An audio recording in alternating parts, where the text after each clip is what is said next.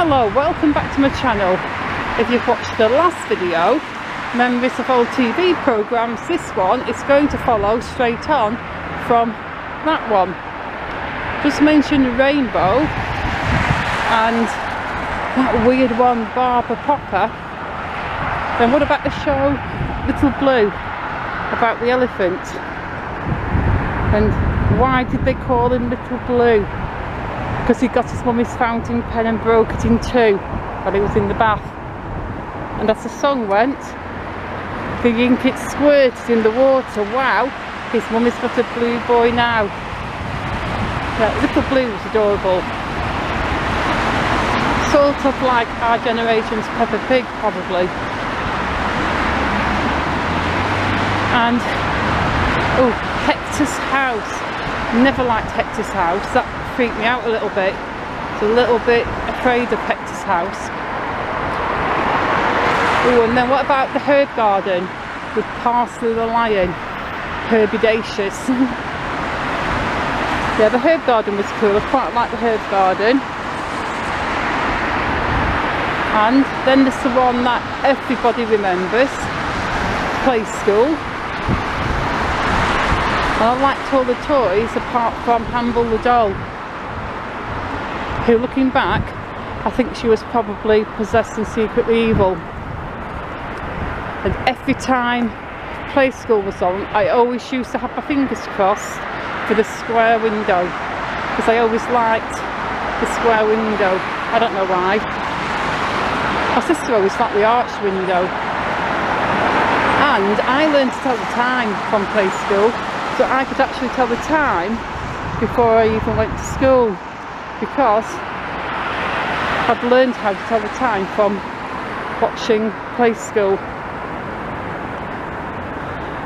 And what was another show that I always found a bit creepy? Oh, Andy Pandy. Andy Pandy was actually way before my time, but occasionally on the Watch With Mother thing they would show the older shows. And yeah, something about Andy Pandy, I found it, oh, I just didn't like that as a kid. It's a little bit creepy. And Pipkins, or Indigo Pipkins. I absolutely loved Pipkins. Top Off the Monkey was my favourite, and I liked Pig, but I didn't like Partly Hair. Partly Hair was another one of those things that, no, just a bit creepy. Also, Partly Hair was so naughty and obnoxious. I used to be like, Partly Hair, behave yourself. Oh, and then another one, but from when I was really young, Mary, Mungo and Midge. Always remember to make sure the lift door is shut. True story, when I was little and I used to watch Mary, Mungo and Midge, I used to think Mary was so lucky to live in a tower block. And it was my dream to live in a tower block, because I used to just think how amazing it must be to look out of the window and get such a fantastic view, and to have to go in a lift every day when you wanted to go shopping or leave your house. I thought, just imagine, you've got to get into a lift and you get to push a button every day, and it just seemed like the most fantastic thing in the world to me. And some more. Oh, when I was a little bit older, not older, but not a toddler, what about Bod? How each character had its own groovy theme tune, especially Farmer Barley Grow. He had like the grooviest theme tune. PC Copper's theme tune, well, that, you could tell he meant business from that, for sure. And Aunt Flo's hair.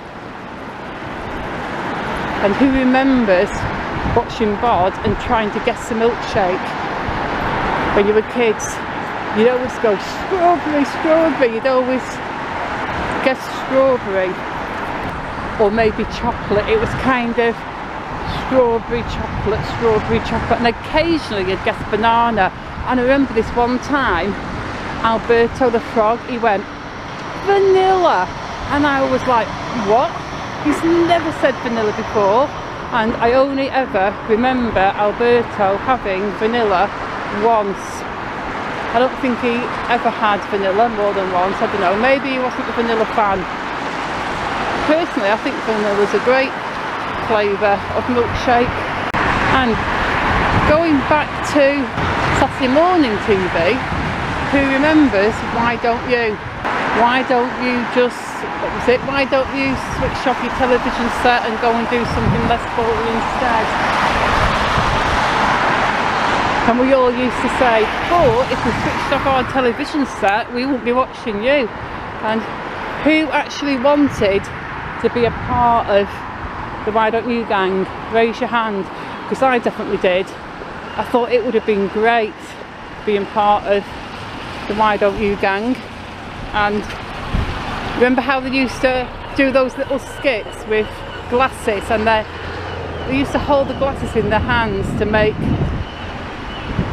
a little mouth with their thumb and middle finger, and then sometimes they would ball their hands up in a fist and paint a little face over it, and they would read out letters, and they would do recipes to make, easy recipes, and do little experiments.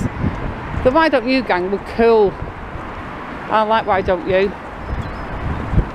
And another thing I always used to remember was Mini Pops. I think it only had like 3 series, and looking back now, you look at it and you think, oof, maybe, you know, because what it was, they had little children.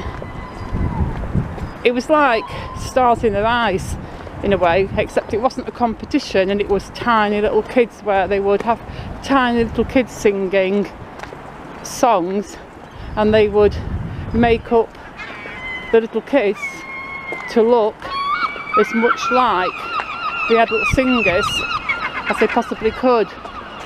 But sometimes some of the songs nowadays, people are saying, well, that's seen as inappropriate because of the way they dress some of their tiny little kids up. Some of the older kids were actually fairly talented. There's one girl in particular who was really good, and she was my favourite Mini Pop. She'd been a few years older than me, I think. I'm trying to remember how old I was at the time, but she did an excellent cover of Video Killed the Radio Star. And somebody said, and I don't know if this is true or not, but somebody said that her version of Video Killed the Radio Star actually sold more than the Buggles version, but I don't know if that's true or not.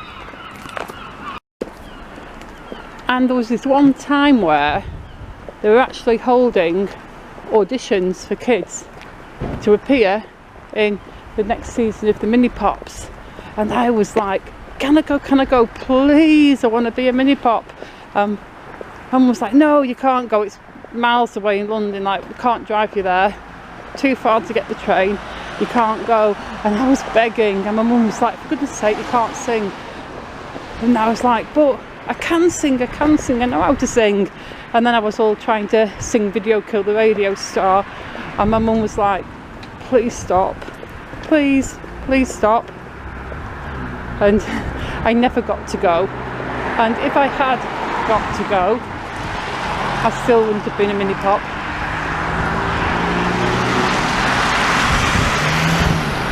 But yeah, I always say I think that TV programmes back when I was little were so much better for kids. But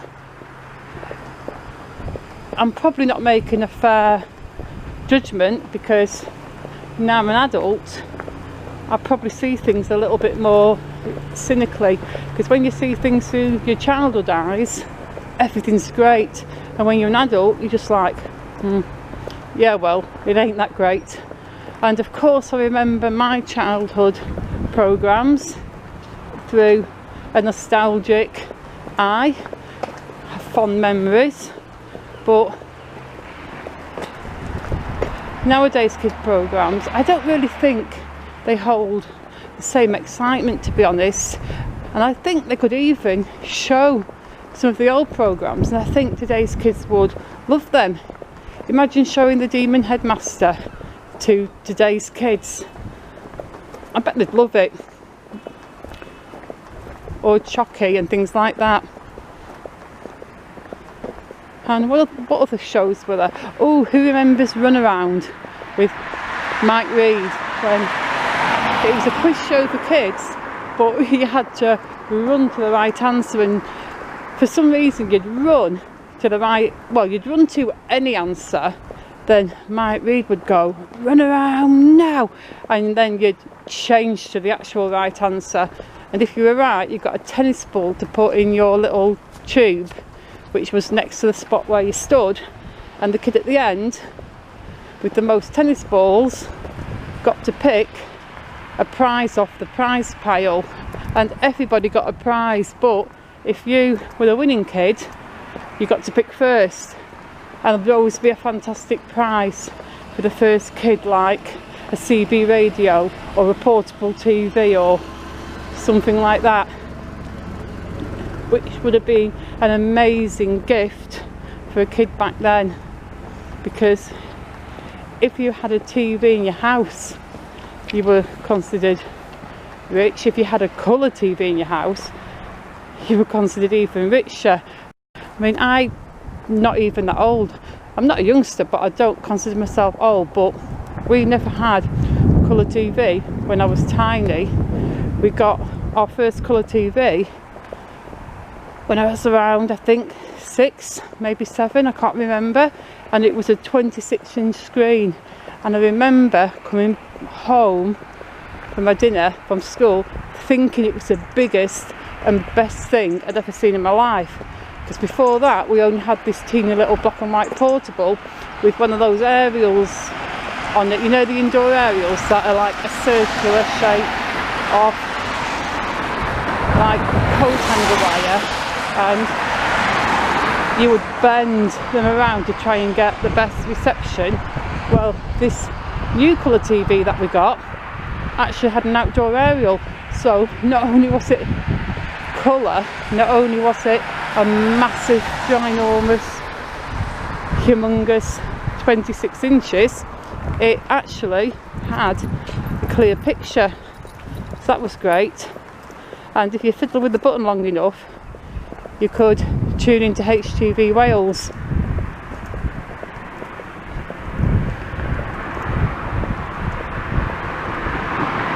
Well, on that note, I'm going to end this video now. I may talk more about TV if you guys have more ideas and you want to hear more ideas. I'm definitely going to do a Grey and Chill video at some point, but for now I am going to say thank you so much for watching.